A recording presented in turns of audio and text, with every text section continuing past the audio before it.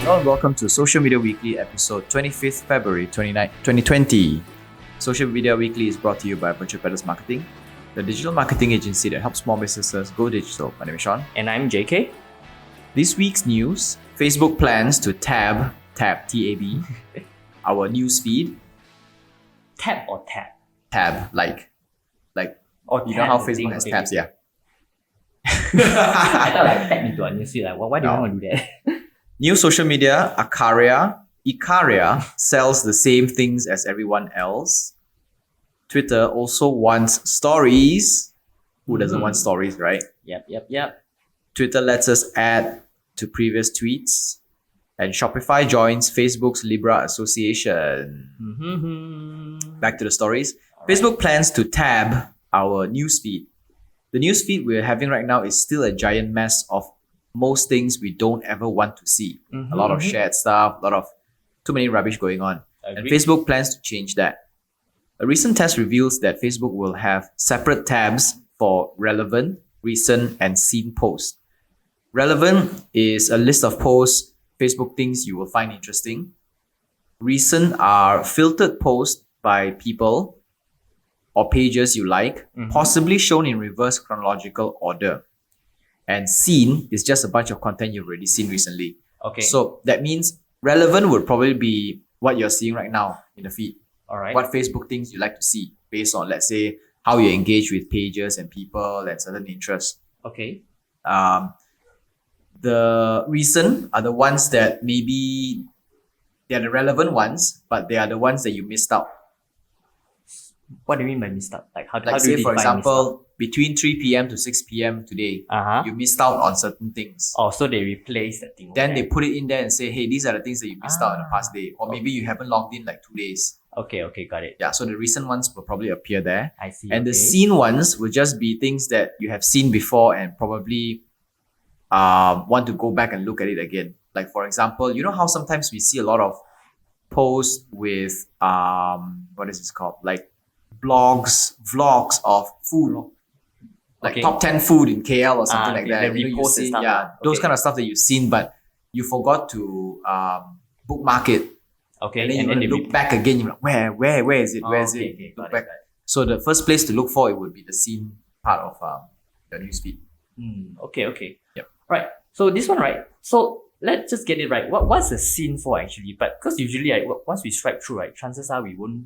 Not look back. necessarily. There are times when you've seen something and then you want to talk to someone about something that you have seen, Mm-hmm. or you have seen something in a rush and you forgot about it and you Okay. want to have a good look at it again. There are a lot of people who use social media in a very what is that called? Half of their mind is in it, half of their mind is not in it. Okay. Like say for example, when we are chatting with a friend and then you're using social media, Okay. All right. and then so half your mind remembers that thing that you've seen, but half of it doesn't remember. Okay. So it's like some conscious behavior that Yeah. you were supposed to do that, and then you forgot about it. Then you forgot about it, and then you were thinking, wait, I saw it somewhere before. I think it was Facebook. Okay. Got it. Or maybe you saw something and something happened. Maybe you're going into a meeting and you forgot to bookmark it, and Yeah. you can go back and have a look at it again. Or maybe you want to tell your friend about something that you have seen this afternoon, like a post by someone on, let's say, a holiday trip, Mhm. right? And then the best place to go in is not to just scroll through your newsfeed, because the newsfeed always changes. Each time you refresh, right, everything changes. Okay, And yeah, chances are you cannot find back the post that you have posted, Yep. that someone has posted. So the best way to do it is just to go through the scene section, scene tab, and scroll through there. Okay. Got it. Because for my user behavior lah, usually right, things that I've forgotten about it, I can't remember really. Yeah. So I thought this scene thing was quite irrelevant because you will never catch up all the social media posts. Yes. By the time we start already, it's going to be a new Yes. set of So things the to thing see. is, Facebook is telling us, has been telling us that we cannot decide what we get to see and not get to see on Facebook. Mhm. Facebook decides, right, based on our behavior. Yep, But now Facebook is saying, okay, we're allowing you some form of control okay. of what you can see, and it's good because we are finally able to at least dictate the kind of things that we can see, or go back to find find old stuff that we have seen. Having control of what we want Have to see. some control, just very, very minor control. Like, it's not a lot of control. Okay, yeah, true. But at the same time, it's kind of like, it's just like trying to make order out of a lot of mess that Facebook has It's created. like, okay, here's your deciding power, but you only get to like do like 1%. Yeah, just a little bit of it. Okay. So, but we don't know how far the scene section can go and how far the recent section can go. Yeah. Maybe it's just 1 day or 2 days, and then it gets updated every 1 day. Even 1 day, 2 days is quite a lot. It's actually quite good, yeah. So- And because to me, the biggest problem with Facebook newsfeed is that every time I accidentally refreshed, everything I wanted to see goes away. And it destroys my train of thought and what I want to see, and I have to start from fresh again. And I will never be able to see what I want to see from before. It's quite annoying. Oh well, everyone's grabbing our attention span, so yeah. Yeah. So for those people who don't really understand what tabbing is like, imagine if you're using Gmail, right? So Gmail has this function where it shows you all your inbox. And scene one. And it also has this section where it shows you the primary inbox, the social inbox, the promotion inbox. So they tabbed it based on all the social media stuff goes into this tab, all the promotion goes into this tab, and your primary one goes into this tab. It's sort of the same thing. Okay, got it. But Facebook also got already on the left side. It's just that, Yeah. So it's just that bring it from left to right. in a way, yes. Okay, got Yeah, in a way. Okay. Alright, let's talk about new one. New social media. Ikaria sells the same thing as everyone else. It was built by the people behind Secret, a social platform where you can post and answer questions anonymously. After raising 35%, Sorry, it's 35 million. okay, 35 million USD, ringgit Malaysia, $million. $1 million, they realized that they didn't think Secret was gonna work and shut it down. Now they are back with another social media platform that focuses on connecting close friends, families, and communities going through similar struggles. The purpose is for someone to be able to find solace in others facing similar problems in life, or someone who can advise on it. The common selling is also that users are not the product, reassuring us that our private information will not be used to serve ads. This looks like a more privacy-focused version of Quora or Reddit, something the already established competitor can easily copy if Ikaria does become a phenomenon. Something they clearly hasn't learned from the Facebook and Snapchat case study. I think it's nice that Ikaria, or however you pronounce it, Ikaria, is focusing on the smaller group. I think every single social media now, the new ones, are talking about privacy. They're talking about close friends. They're talking about, like private connection, smaller groups and things like that. And Ikaria is no different. They are doing the same thing, but they want to focus a lot more on people in communities who are struggling through certain points in life and certain things, like, let's say, depression, postpartum, or let's say, for example, if your baby fetus couldn't make it, right? And miscarriage, okay, and so you have a miscarriage community going through this kind of stuff. The thing is, Facebook has groups like these. Reddit has groups like these. Quora has groups like these, and I don't think it feels very much different. Yeah, so it's just another platform. It's like a stripped down version of what everybody else has. And imagine if this Ikaria becomes a phenomenon and it becomes good, right? Reddit and Quora will say, hey, this is a good idea. Let me steal it. Quora already has a huge following. Correct. And they already have active users. Exactly. And Reddit has active users already as well, and they already know how to use it. They can actually, transform their platform to become Ikaria's version. I don't see the USP though. No, I really don't see it. And even without USP, they can still raise 35 million. Well, they raised $35 million on Secret, which was which was the anonymous social media one where they actually post questions anonymously and people answer anonymously. Okay. Even something that simple can raise 35 million. Imagine what can you do with a more proper idea. Yep, correct. True. All right. Good luck then. Yep. Icaria. Good luck, Icaria. If you happen to be become a phenomenon and become good, then probably will download your app. Yep. Nice name though. All right. Next Twitter up. also wants stories. It could be the reason why they just bought over stories template maker Chroma Labs. Chroma Labs is like Canva for Instagram and Snapchat stories. Mm-hmm. For those still using this app, it will function as normal with minimal updates until a major iOS update renders it useless. It means that Chroma Labs will no longer have improvements.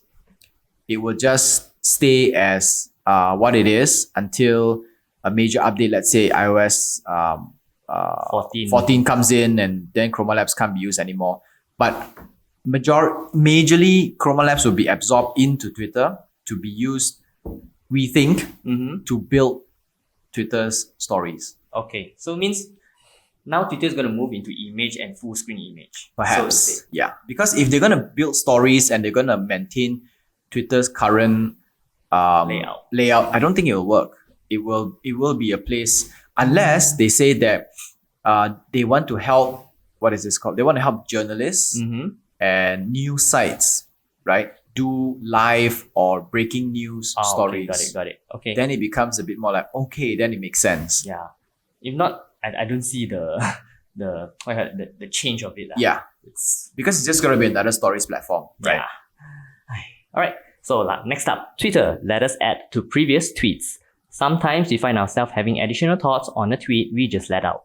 Soon, we will be able to create a thread and add them to your original tweet. This function let us add that, oh yeah, and another thing part to our original tweet. It also let us more easily piece together long and complex storytelling tweets into one main with a string of threads. So means it's like a updated, so like tweet one, then updated tweet. Yeah, it's with like a signal, it's like 1 of 10, 2 of 10, 3 of 10. Have you seen those kind of tweets? I mean, No, it I doesn't didn't. happen very frequently, but there are some people who are very long-winded and they correct. want to tell people stories on tweets. And then and they always have like 1 of 10, 2 of 10, 3 of 10, 4 of 10, 5 of 10, because Twitter only allows a minimal number of characters. Okay. You cannot write a long novel on it. So if you want to rant or you want to complain, right, something if it gets too long, you have different parts. What this does is it allows these parts to be like, you have the original and then it strings a thread to the secondary, Okay, so tertiary, it's kind of linked. yeah, part 2, part 3, part 4, part 5. And it also allows you to, let's say, when you have a thought, and then when you write down, you post a thought already, right? Then all of a sudden, like, hey, I have another thought on this one. Then you add it. Then it Okay. becomes a secondary thought on that thread, on that Okay, got it. thought. Actually, why not just add it in the comment section? Isn't it the same? The function. The difference is if you add in the comment section, right, it gets mixed up with other comments. Oh, okay. But if it becomes a secondary thread, it still gets pushed up as a part 2, part 3, part 4, Okay. regardless of Then when people get to comment, they comment on the entire first- thing rather than just parts of it. Say for Okay. example, if you have a tweet thread of like, let's say 5 parts. Mm-hmm. If people comment on part 5, it gets disconnected from part 4, part 3, part 2, part 1. Okay, yeah, correct. But if you string everything in together into one thread, right? 1 of 5, everything, and the comments come in, they come in together as part of the whole thing, not part of. So people see the entire conversation rather than one line, yes. one line. Twitter has always been this problem where most people see one part and don't see another part, and then they jump into conclusions and they say, oh, you are wrong. But actually the entire part of it is just making an argument for something, and that was just a counter argument, or let's say, something like Give that. me an example like MJ yesterday. Something like I get yesterday, like when they put out this tweet, this meme a little bit too late when the story changed and it became something else, and it was like, okay, Hydra. totally irrelevant. Never mind lah. Okay, yeah, you kind of get it lah. Miscommunication in a miscommunication. Yes, yeah. Okay. Right. Next up, Shopify joins Facebook's Libra Association. Libra hasn't had a good time for big players like eBay, Visa, and Stripe that recently decided not to be members of Facebook's cryptocurrency organization. Finally, they have some good news when Shopify dropped more than $10 million for a seat at the board. This move makes sense as Shopify can potentially save a ton of money by not paying merchant fees for their websites.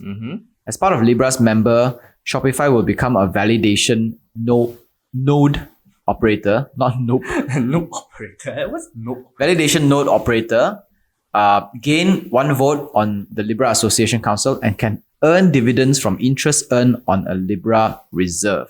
Okay. So means changing the Libra currency into Shopify currency. So which means that, let's say for example, which means that Shopify can potentially enable Libra as a currency for transaction Okay. for all the e-commerce payments that go through. And when that happens, we assume that because Shopify is a board member now, Shopify will not be charged a certain fee for the transaction. Maybe not. We don't know. Okay. We don't know that. But based on this report, it maybe proves that it maybe shows sign that if Shopify becomes a member of the board, that means that they will not be charged a merchant fee. Of course, it's a mutual agreement kind of thing. Yeah. Benefits. Yep. Okay, got it. So, but this also assumes the fact that everybody who is doing transactions with a Shopify website will use Libra coin. Okay. Libra coin as Libra as a currency. Okay. If that's the case, right? What's the difference between this and e-wallet? Like, Shopify e-wallet. An e-wallet is just, think of a wallet as a place where you keep your currency, right? And Libra is the currency. Yep, correct. You can keep many kinds of currencies in a wallet. Okay, got it. But Okay, the so cur- means got The it. currency is the one that you use to trade with. Okay, got it. Yeah. So means this Shopify country has two currency, so to say. If they want to create their own Shopify currency and Facebook's Yes, currency. assuming if they want to use Shopify currency, they have a Shopify currency, or you can actually use Visa, you can use PayPal, whatever to transact. Okay. But when you use Visa, you have to pay Visa's merchant fees. Yep, you use correct. PayPal, you have to pay PayPal's merchant fees. But if you use Libra, which you're already a member of, you may not need to pay the fees. Okay. And if got you it. save like, let's say 4% per transaction, that's a lot of money, Yep. when you're talking about billions and billions of dollars. Yeah, bulk orders. Yeah. Yep. Okay. Quite a good move. Yep. Right. So that's all for Social Media Weekly this week. Social Media Weekly podcast is available on Anchor FM, Google Podcasts, Apple Podcasts, Spotify, and more. Our full videos are available on YouTube, and we post bits and clips on Instagram and Facebook. This is Social Media Weekly episode 25th February 2020. My name is Sean. And I'm JK. Au revoir. Sayonara.